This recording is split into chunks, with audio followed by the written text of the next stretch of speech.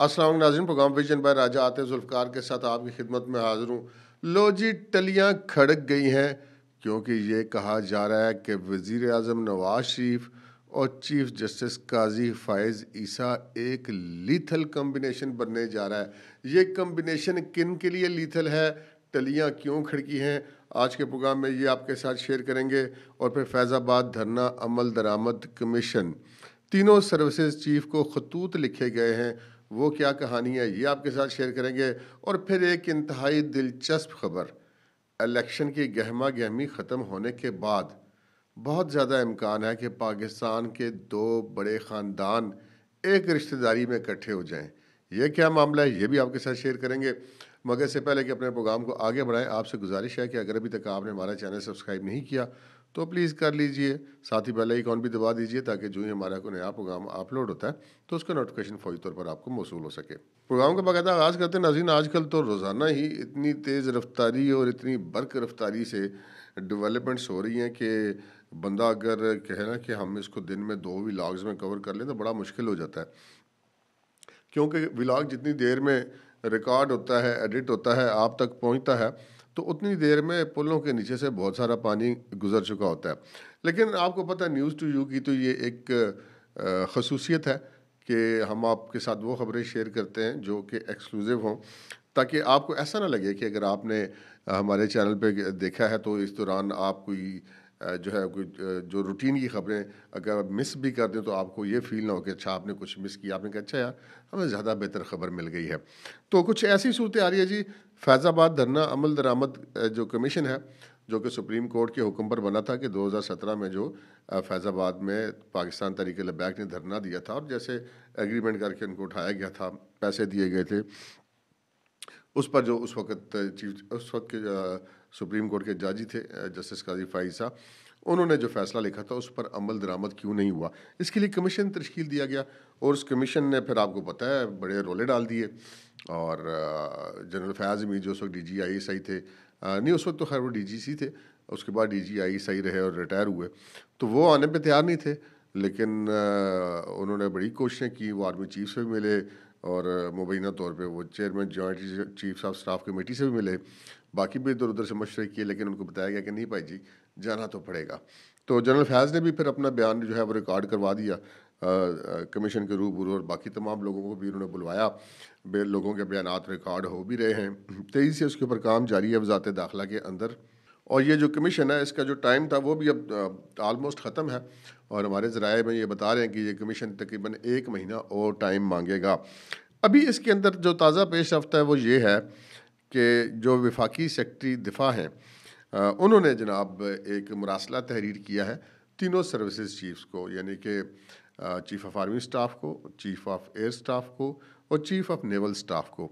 और उस मुरासले में उन्होंने लिखा है कि 2017 का जो फैज़ाबाद वाला धरना था, इसमें आपके इदारों के अंदर जो अफसरान मुलव्वस पाए गए हैं उनके ख़िलाफ़ आप जो है इंज़बाती कार्रवाई अमल में लाएँ।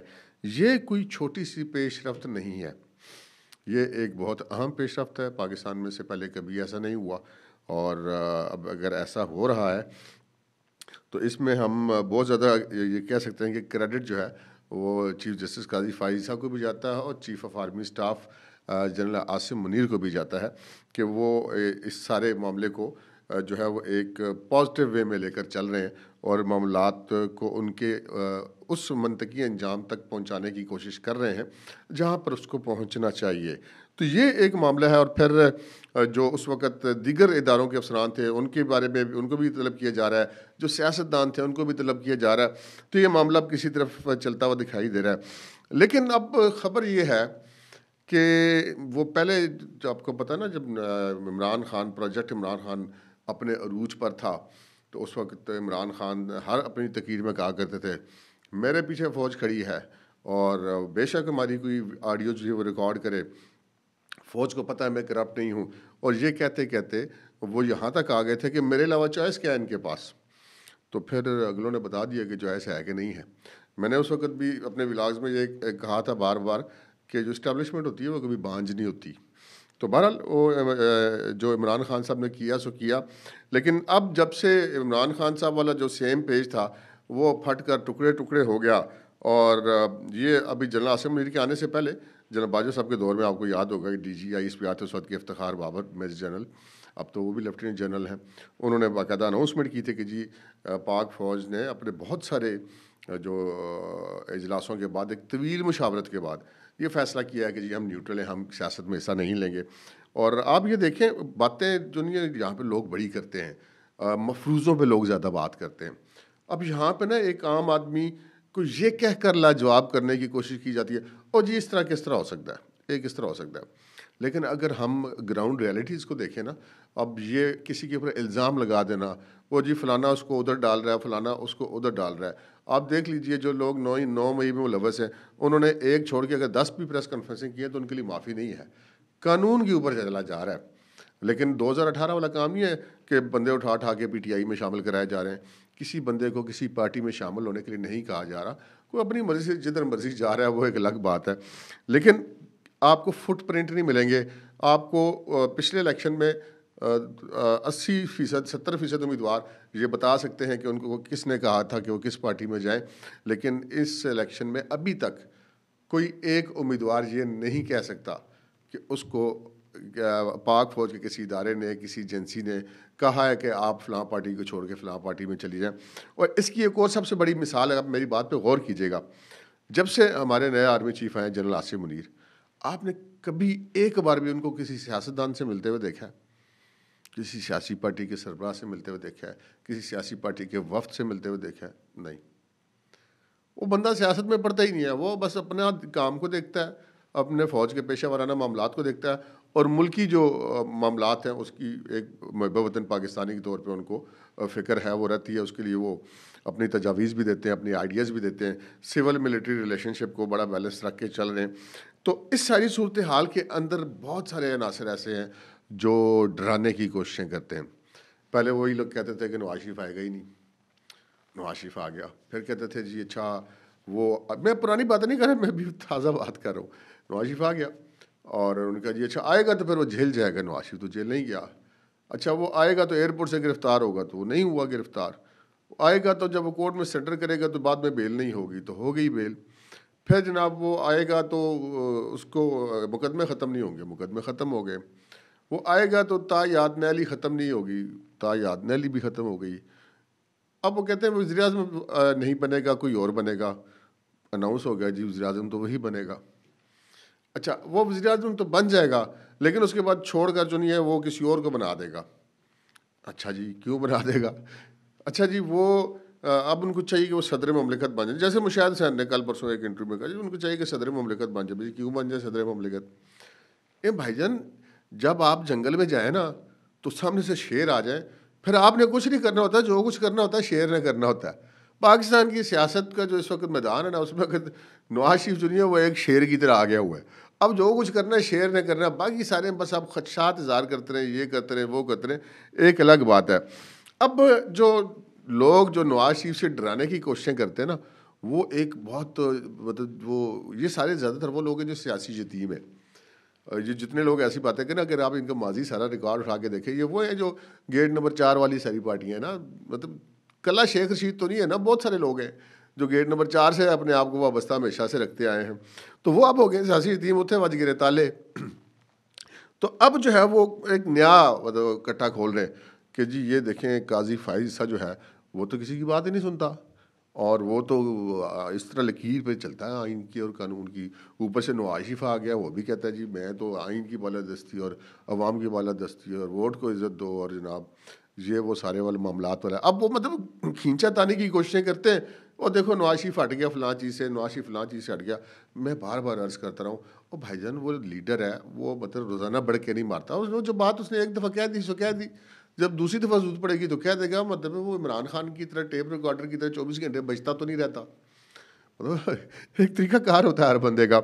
अच्छा अब एक नई फार्मूला फैलाया जा रहा है कि जनाब ऊपर से काजी फाइज ईसा जो है वो आइन पसंद है। देखें उसने वो मुशर्रफ की फांसी का फैसला भी दुरुस्त करार दे दिया, वो अपना ट्रक वाली सरकार भी टुर गए, और ऊपर से नवाज शरीफ भी आ गया। उसने जो बात कही थी कि जी वो अपना मामला खुदा पे छोड़ दिया। वो फिर बातें करना शुरू किया कि जी 2017 में पाकिस्तान को नुकसान पहुंचने वालों का एहतसाब होना चाहिए। अब वो फिर उसने जनरल फैज़, जनरल बाजवा, साकिब निसार, आसिफ सईद खोसा इन सब के खिलाफ बात करनी शुरू कर दी है। तो अब एक नया खौफ फैलाया जा रहा है कि जी नवाज शरीफ और काजी फाइसा एक लीथल कम्बिनेशन बनने जा रहे हैं। ओ भाई, किसको डरा रहे हो? मतलब एक कम्बिनेशन अगर वो लीथल है, पाकिस्तान के लिए बेहतर है, तो फिर लीथल तो ना हुआ। लीथल किन के लिए है? लीथल उनके लिए है जो गेट नंबर 4 से खैरात वसूल किया करते थे, सियासी खैरात, सरपरस्ती वाली खैरात, शफकत वाली खैरात, और वो खैरात अब मिलनी हो गई बंद। वो टुर गए यार मोहब्बतां वाले सारे, वो भी चले गए, टुर गए यार ट्रक वाले भी टुर गए, मतलब अब तो पीछे बंदा ही कोई नहीं बचा। तो अब ये कम्बिनेशन वेशन लीथल कोई नहीं है जी। ये एक अगर ऐसा होता है तो मेरे ख्याल में वज़ीर आज़म नवाज शरीफ हों, जब अगर वो बनते हैं तो काजी फाइसा चीफ जस्टिस हैं, जनरल आसिम मुनीर जो हैं वो आर्मी चीफ हैं। ये कम्बिनेशन लीथल नहीं है जी, ये कम्बिनेशन एक बड़ा आइडियल कम्बिनेशन है, और लीथल उन लोगों के लिए जो सियासी जीती में, सीधी सी बात है। अच्छा, मैं अब उस खबर की तरफ आता हूँ जो मैंने आपसे अर्ज़ की, आपने थंबनेल में देखी होगी। जनाब, पाकिस्तान के दो सियासी ख़ानदान एक रिश्तेदारी में मुंसलिक होने का बहुत ज़्यादा इम्कान पैदा हो गया है। मुखबरों ने खबरें दी हैं जी, खबरें ले आए हैं। अब वो मुखबर आप पुलिस के समझ लें, आप वो प्राइवेट समझ लें, वो आप अंदर के बंदे समझ लें, बाहर के बंदे समझ लें। ये मैं चिड़ियों, जिन्नों, चिड़ेलों उन पे नहीं जाता, ना ही मोकलात से औकलात पे जाता हूँ। हम तो भाई रिपोर्टर आदमी हैं, ज़राए की खबर की बात करते हैं, और जो खबर देते हैं उसके ऊपर अल्हम्दुलिल्लाह कायम भी रहते हैं। अच्छा, कोई चीज़ें ऐसी होती हैं जहाँ पे अखलाकियात थोड़ी सी आ जाती हैं। अब वहाँ पे अब लोग बड़ी एक्सपेक्ट करते हैं जी, आपने मुंह फाड़ के किसी का नाम क्यों नहीं ले लिया? तो वो फिर मतलब बंदा, भाई अगर आप वही खबर आपके ख़िलाफ़ होती तो आपकी क्या फीलिंग होती? तो ज़रा मुनासिब नहीं लगता। जहाँ तक मुमकिन हो वहाँ तक बता देनी चाहिए। जनाब, एक पाकिस्तान का बड़ा सियासी ख़ानदान, जिनके एक नौजवान की कुछ अर्सा पहले ही शादी हुई थी, और उससे भी कुछ कम अरसा पहले उसकी अलहदगी भी हो गई, नई बात बनी। और मैं लाजमन इशारा कर रहा हूँ मरियम नवाज शरीफ साहब के साहबा के साहबजादे जनाब जुनैद सफदर की तरफ, कि जुनैद सफदर की शादी हुई थी साबिक सेनेटर सैफुर रहमान की साहबजादी से। बदकिस्मती से वो शादी नहीं चल सकी, बड़ा शोहरत हासिल हुई थी उस शादी में की, लेकिन बहरहाल नहीं चल सकी बदकिस्मती से। तो वो हर मामला तो हो गया ख़त्म। अच्छा, खबरें ये आ रही हैं कि शरीफ ख़ानदान को ना अब इसकी जुनैद सफदर की बड़ी फ़िक्र है। फ़िक्र होनी भी चाहिए जी, नौजवान है, अब एक शादी नाकाम होगी तो अब शादी तो उसने करनी है। अब ये तो नहीं कि वो मतलब क्या वो अकेला ही फिरता रहेगा। तो अब खबरें हमें ज़राए बता रहे हैं कि जनाब मौसूफ़ को कोई एक लड़की पसंद आ गई है, और लड़की भी अब देखें ना, जुनैद सफदर साहब जो हैं वो मतलब किसी सरकारी मुलाजम, किसी एलडीसी या किसी यूडीसी की लड़की के को तो नहीं पसंद करेंगे ना जाके। हाँ, तो वो मजा पैदा होती है ना, मतलब अपने लेवल पे बंदा जाता है। तो वो हमें इतला मिली कि वो अपने लेवल पे ही है, मतलब एक बड़ा ख़ानदान की जो एक साहबजादी है वो उनको पसंद आ गई हैं। और वो जो ख़ानदान है वो बड़ा कारोबारी ख़ानदान है और सियासी ख़ानदान भी है। अब बड़ा कारोबारी ख़ानदान भी है, सियासी ख़ानदान भी है। चलें थोड़ी सी आपको और टिप दे देते, लाहौर से ताल्लुक़ है जी, ठीक है। तो ये जनाब अब आपको इलेक्शन का जब ये गर्द बैठेगी तो फिर हमें लगता है कि ये मामलात जो हैं ये आगे शादी की तरफ जाएंगे, और इसके फ़ौरन बाद आपको जो शरीफ ख़ानदान है एक और खानवादे के साथ एक नई रिश्तेदारी में जो है वो जुड़ती हुई नज़र आएगी। अब तक के लिए इतना ही, इजाज़त दीजिए। अल्लाह हाफ़िज़।